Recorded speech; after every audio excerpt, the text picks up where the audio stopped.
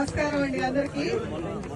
అమరావతి ఊపిరి పీల్చుకో, చంద్రబాబు నాయుడు వచ్చేసాడు.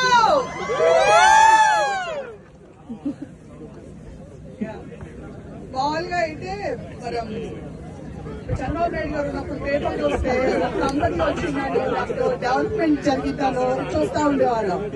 ఈడొచ్చాక వాడి పేరు చెప్పడం నాకు ఇష్టం లేదు, నేను వాడి పేరు కూడా చెప్పను.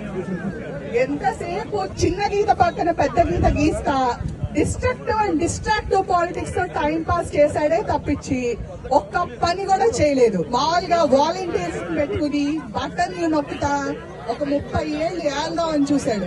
జనాలందరూ ఇంకా చాలరా బాబు వెళ్ళు అని చెప్పేసి వాడికి ఎగ్జిట్ బటన్ నొక్కేస్తారు. చంద్రబాబు నాయుడు గారు, లోకేష్ గారు ఈసారి ఎప్పట్లాగా డెవలప్మెంట్ ప్రోగ్రెస్ అని ఒక్కటే కాకుండా ఆంధ్రప్రదేశ్ అనే బ్రాండ్ ని నిలబడాలన్నా కంపెనీలు వచ్చేవాళ్ళు, పెట్టుబడులు పెట్టేవాళ్ళు మన రాష్ట్రంలో రేపు వాడు వస్తే పరిస్థితి ఏంటి అని ఆలోచన లేకుండా వాడి మీద ఉన్న కేసులన్నీ ఫాస్ట్ ట్రాక్ లో నడిపి వాడిని తీసుకెళ్లి వాడి కృష్ణ జన్మస్థానంలో పడేసేలాగా చూసేలాగా మన ఎన్ఆర్ఐస్ అందరం చంద్రబాబు నాయుడు గారికి గుర్తు చేస్తూ ఉండాలి. అండ్ మనం ఎన్ఆర్ఐస్ గా మనకు రాష్ట్రానికి చేయగలిగింది ఇంకొకటి ఇన్వెస్ట్మెంట్స్ చేయడం. ఈ రెండు చేసి స్వర్ణాంధ్రప్రదేశ్ ను సాధిద్దాం.